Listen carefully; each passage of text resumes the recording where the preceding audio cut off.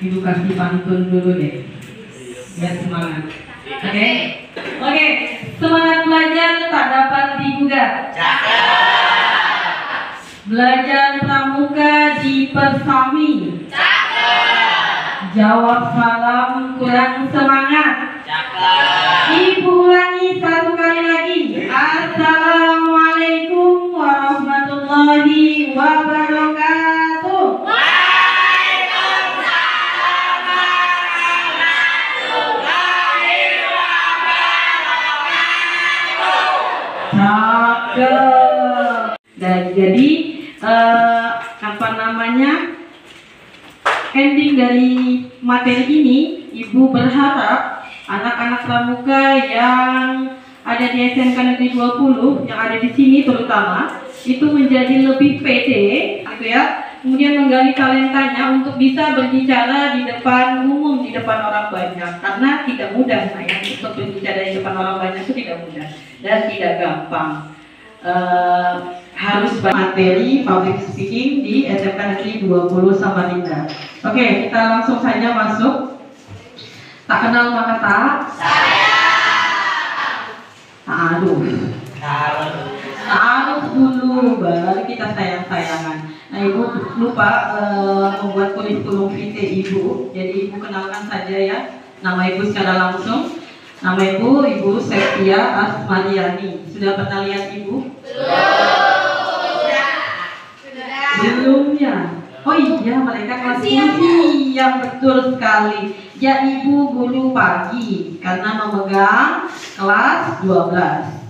Untuk mapel, Ibu guru matematika. Nah, guru matematika tapi diamanahkan selalu untuk jadi MC. Nah, jadi nanti public speaking ini materinya sangat bagus. Kalau kalian terdalam bisa jadi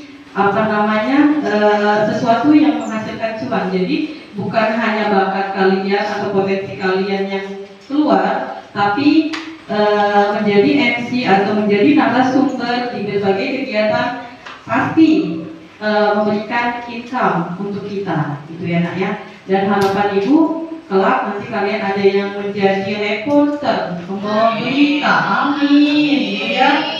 Membawa acara talk show atau acara kuliner, acara jalan-jalan. Itu kalau nggak bisa berbicara, ya kacau, nah, ya kan? Harus modal bisa berbicara. Oke, jadi Ibu matematika kelas 12. Dari tahun 2016 Ibu sudah di SMK Negeri 20. Kalau untuk pengalaman mengajar sudah dari 2011. Jadi perjalanan Ibu mengajar sekitar 12 tahun sudah ya. Alamat Ibu di Pinang Seribu Samarinda, dekat Ulin Arya, tahu? Dekat kampus. Nah, mainnya kurang jauh dari. Tapi itu asli Sungai Kapi. Kalau orang tua Ibu di Sungai Kapi, ya. Tapi rumah Ibu di Pinang Seribu. Jadi kita dari Pinang Seribu ke sini berharap perjalanan setengah jam. Ternyata kalau perempuan naik motor itu tetap ya 1 jam kurang gitu ya, baru sampai. Sebenarnya kurikulum vitae ini banyak ya, ada tanggal lahir, ada nomor HP. Jadi alhamdulillah suami 1 sampai saat ini, anak Ibu 2, cowok dan cewek, cewek dan cowok, masih kecil-kecil nak ya. Jadi belum ada yang bisa kalian pinang. Kalian belum boleh meminang dari Pinang ya, masih sekolah gitu ya. Jadi kemudian, langsung saja pengalaman organisasi Ibu dari dulu. Ibu aktif di OSIS sekolah ya, OSIS. Ibu pernah aktif di pramuka di KSMP. Ini SMP 9. Saya. Nah, kita satu alma mater berarti ya. Pramukanya namanya apa? Iya, Abdul Marisi. Ya, ini Marisi itu MPK, ya, Majelis Permusyawaratan Kelas atau yang Ibu aktif di organisasi Himpunan Mahasiswa Pendidikan Matematika, Himpunan Mahasiswa Pendidikan Matematika. Ibu juga aktif di LDK, Lembaga Dakwah Kampus dulu. Ya, kalau tidak aktif di berbagai kegiatan, ya nggak bisa berbicara di depan umum seperti ini, ya. Jadi kalian harus memanfaatkan waktu produktif kalian untuk mengisi dengan berbagai kegiatan positif, gitu ya. Jangan cuma sekolah pulang, nanti macam pulang main HP, cuma lihat di story WA orang gitu ya. Harusnya kita juga membuat story yang positif, yang membuat para pelihat atau penontonnya itu jadi tergugah untuk menjadi seperti kita gitu ya harusnya. Jangan hanya melihat story orang yang galau atau membuat story galau gitu ya. Tidak bermanfaat. Ya, jadi itu untuk pengalaman MC sendiri itu Ibu sudah memang suka MC dari SD, gitu ya, sudah suka. Gak tahu memang bakat kalian dari SD sering jadi MC upacara. Nah, MC perpisahan di SD udah pernah Ibu, ya. Kemudian naik ke SMP dulu Ibu nak berhijab sendiri. Jadi ada 9 kelas dulu. SMP 9 banyak ya kelasnya. Jadi yang berhijab itu di SMP 9 angkatan Ibu hanya 2 orang dulu. Jadi Ibu tuh cuma di bagian keagamaan aja gitu ya. Jadi kalau ada Islamillah Maulid ya di situ lagi Ibu dipakai. Gitu. Nah, padahal Ibu selain MC juga bisa menjadi pengibar bendera. Jadi Ibu aktif juga di baris. Nah, setelah itu MC yang paling berkesan di Ibu itu waktu membawakan acara Himaptika Nasional. Nah, Himaptika Nasional kebetulan angkatan Ibu itu tuan rumahnya Universitas Mula Warman. Itu untuk menjadi MC di acara Himaptika Nasional diseleksi seluruh mahasiswi. Jadi diseleksi seluruh mahasiswi disuruh membacakan draft MC yang sudah dibuat. Alhamdulillah terpilihlah Ibu. Bu, ya pasti karena dari berbagai negara, dari Mataram, Ternate, Jayapura gitu ya. Jadi berkumpul di Universitas Mula Warman di 2027. Kemudian dihadiri oleh gubernur, itu jelas. Dulu gubernurnya masih Pak Awang Karo. Itu yang paling berkesan sampai saat ini gitu ya. Karena kita mengisi acara nasional ya yang dihadiri oleh orang-orang besar tentunya gitu. Nah, sudah cukup ya. Jadi itu pengalaman Ibu kenapa Ibu bisa diamankan untuk bisa berdiri di sini gitu ya. Jadi ilmu yang dipelajari memang bukan 1-2 hari, memang melewati pengalaman. Untuk kalian insya Allah pasti bisa. Dimulai dari sekarang ya. Ini adalah berbicara di depan umum atau berbicara di depan publik, bahkan public speaking sering pula disebut pidato. Nah, tapi tidak mesti pidato. Nah, berbicara di depan umum itu tidak mesti pidato. Menyampaikan suatu narasi itu juga merupakan public speaking. Jadi MC, jadi narasumber, gitu ya. Narasumber untuk materi apa saja. Kan beda, pidato, ceramah, kemudian narasumber itu berbeda. Pembacara berita, radio dan lain sebagainya berbeda. Nah, kemudian public speaking merupakan sebuah rumpun keluarga ilmu komunikasi, retorika. Nah, ya. Jadi itu retorika sendiri itu adalah seni berkomunikasi secara lisan yang dilakukan oleh seseorang kepada sejumlah orang secara langsung atau bertatap muka. Contohnya yaitu tadi pidato, moderator, MC, master of ceremony atau biasa kita kenal dengan pembawa acara dan presentasi. Apa sih gunanya? Ya, kita belajar public speakingnya apa gunanya? Meningkatkan kepercayaan diri. Itu jelas sekali. Meningkatkan kepercayaan diri itu jelas. Ketika kalian bisa berdiri di depan halayak ramai, oh, percaya diri kalian kan meningkat. Kalau nggak meningkat kan gemeteran, mual, pusing, mau kencing, deg-degan, tuh wajar. Ibu juga begitu dulu. Lanjut, ya mengembangkan diri. Jadi benar salah berbicara belepotan masih nggak masalah. Ya Ahmad ya, Ibu udah ada kader loh, ada Ahmad. Ini Ahmad dulu, jadi kalian belum pernah lihat dia jadi MC ya. Nah, kemarin kakak Ahmad ini MC di acara perpisahan untuk acara non formalnya. Bisa ibu tanyai, ada pengalaman mas? Nggak ada. Yang mengembangkan diri, nah harus ada kemampuan mempengaruhi. Kemampuan mempengaruhi itu seperti apa? Seperti yel-yel gitu ya, kemudian mengajak audiens untuk berkomunikasi gitu ya. Apa kabar kalian? Baik. Nah itu mempengaruhi, itu mampu mempengaruhi gitu ya. Kemudian nah, ini kenapa ada ini? Membuka peluang hidup lebih baik. Karena apa? Menjadi MC, kemudian menjadi narasumber. Kemudian kalau laki-laki yang muslim atau non-muslim, ketika yang non-muslim Kristen misalnya, ketika kalian jadi pendeta, yang muslim ketika kalian diamanahkan untuk memberikan khutbah tiap Jumat, kan jelas memberikan income, nah, jelas kan? Ya, jadi menjadi narasumber juga memberikan income, karena narasumber itu yang kita sampaikan adalah ilmu. Nah, ini dengan public speaking, oke, kita punya kesempatan yang sama untuk menjadi keren. Ya, jelas itu. Kalian kalau berdiri di depan seluruh siswa SMK 20, jelas terkenal, jelas itu. Jelas, jadi keren kan? Jadi keren. Itu ya. Jadi pede, jelas itu. Lanjut. Nah, teknik public speaking.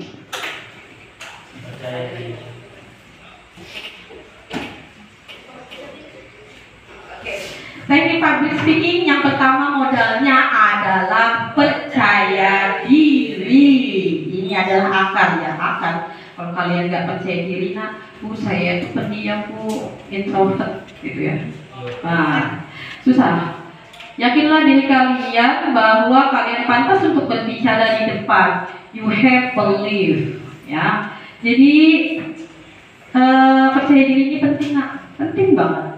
Kalau tidak ada rasa percaya diri, kalian dominan minder, nggak bisa. Tapi itu bisa diasah. Semua orang punya kemampuan yang sama asal mau berusaha. Jadi semua orang punya kemampuan yang sama, punya kesempatan yang sama asal mau berusaha. Kalau nggak ada usaha untuk lebih percaya diri, ya nggak bisa. Gitu ya. Yang kedua, teknik vokal. Teknik vokal itu ada apa saja? Volume, kecepatan bicara, itu melihat sikon, materi dan audiens, serta artikulasi A, I, U, E, O, dan intonasi tidak boleh datar. Ya. Volume itu dari dalam diri kita. Ekspresi atau gestur. Nah, ekspresi atau gestur.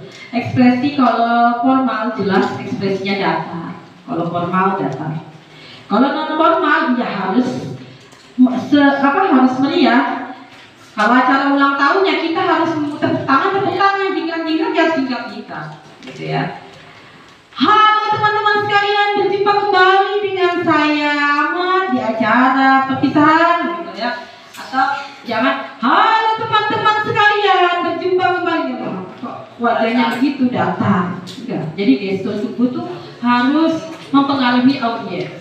Sudah gestur sudah. Nah, komunikatif jelas. Kalau komunikatif ini lebih ke ini MC atau pembicara non formal. Kalau formal itu nggak ada komunikatif, nggak ada. Dia lebih ke formal. Jadi rundown acara itu nggak bisa diganggu gugat kalau acara formal. Persiapan public speaking ini ada apa aja persiapannya? Yang pertama mental, percaya diri. Jadi mental itu diasah dengan apa? Dengan relax, kemudian atasi rasa gugup. Gimana cara mengatasi rasa gugup? Kalau ibu kalian kalau bilang kayaknya ibunya ini tidak pernah gugup dia berbicara di depan, itu salah besar. Sampai sekarang acara apapun yang ibu bawakan gugup jelas pasti. Kemudian materi. Nah, materi ini penting. Ya, caranya membaca literatur, kemudian menyusun kerangka materi, dan yang terpenting kuasai materi, menguasai lapangan. Kalian jadi tim siapa dulu? Ya, silakan. Nah, nanti ketika praktek, silakan kalian pilih materi. Kalian nanti mau jadi MC formal atau non formal. Kalau MC formal, MC apa? Misalnya MC acara pelepasan Siswa boleh know the room. Kenalilah ruangan atau tempat di mana acara akan diselenggarakan. Nah, isi ya. Tuh, kalau misalnya di lapangan ada Bapak Ibu guru, tahu kan Bapak Ibu guru orang akademisi yang titel semua. Kemudian ada siswa yang kalian harus membawakan dengan formal. Nah, kalau ada cara perpisahan itu kan ada cara dua, nah ada cara formal dan non formalnya. Nah biasanya yang non formal itu guru-guru udah jarang ada, ya. Guru-guru udah proses latihan. Nah, proses latihan nikmati proses belajar dan terus berlatih, cari volume atau jam terbang tinggi, kemudian evaluasi, rekam diri, latihan dan percakapan setiap hari. Nah, untuk proses latihan ini, nah, jadi ibu ini yang istilahnya sudah pernah MC beberapa kali itu latihan terus. Gugup? Iya, pasti. Gugup? Iya. Ini aja tadi ibu bilang latihan aja tadi udah gugup ya dari sekarang. Iya. Bingung mau ngomong apa ya nanti. Nah, ini audiensnya masih teman-teman kalian. Ketika nanti di luar itu ada yang berbeda usia kan, bahkan ada yang ibu kalau ibu tuh ya nak gugup ketika ada senior baik dari segi umur maupun dari segi titel.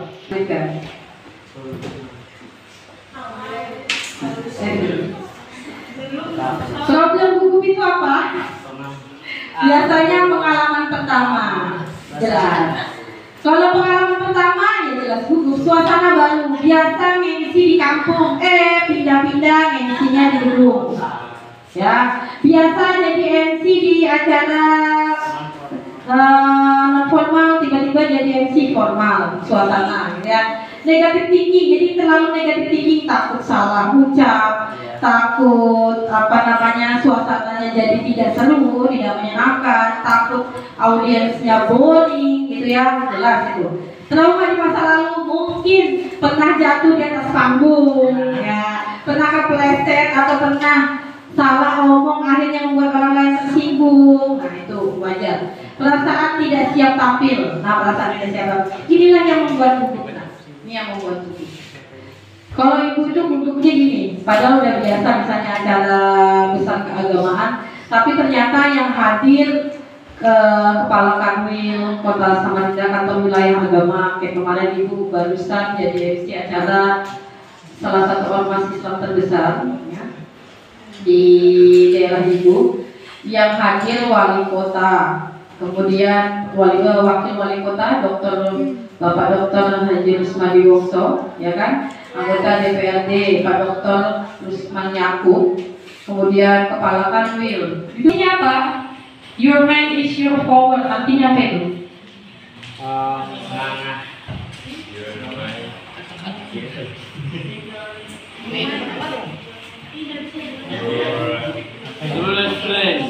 Pikiranmu adalah kekuatanmu. Oh ya, main itu kan pikiran. Ya, jadi pikiranmu adalah kekuatanmu. Kemudian kalian gini nak, jangan gugup. Aku hebat, aku bisa. Gitu ya. Aku bisa mempengaruhi. Aku bisa dengan lancar ngomong ini pede, tapi jangan disebutkan aku hebat. Dalam hati. Jadi ketika pikiran kita itu positif, maka itu yang akan menguatkan fisik kita. Masih ada dari slide-nya. Oh berarti jelas. Iya paham.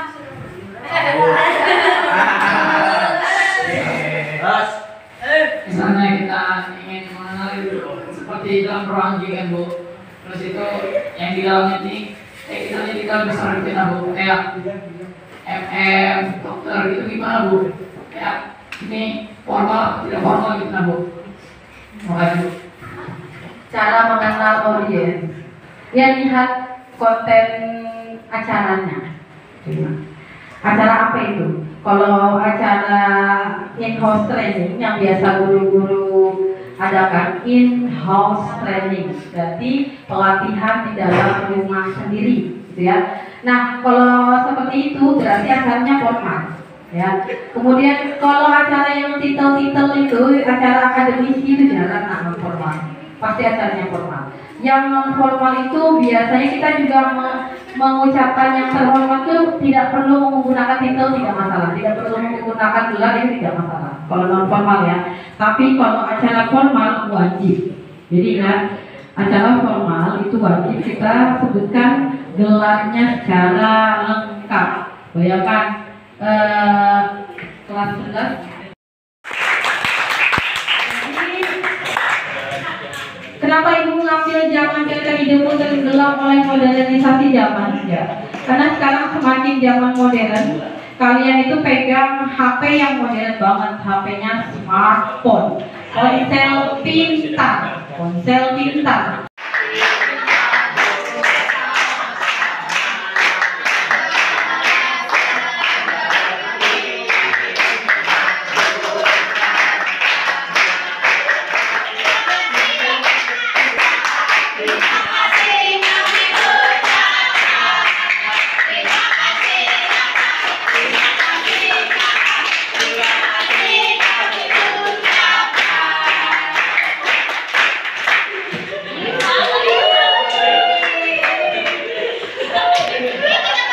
Pelita tiang negara menjunjung tinggi norma agama, saling menolong tanpa pujian demi menjaga kesatuan. Berkibarlah benderaku, mari majulah kau.